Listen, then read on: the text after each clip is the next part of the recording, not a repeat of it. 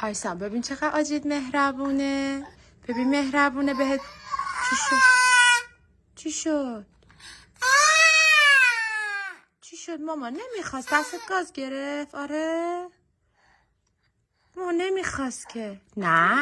نه مهربونه آجیت نمیخواست این کارو بکنه. تو پرتقالتو بخور. بفرمایید. آیسان قول میدی دیگه آجی رو نزنی؟ آره؟ قول میدی موهاشو نکشی؟ آره قول میدی؟ قول میدی؟ باش. به آیلین قول بده دیگه ما اذیتش نکنی.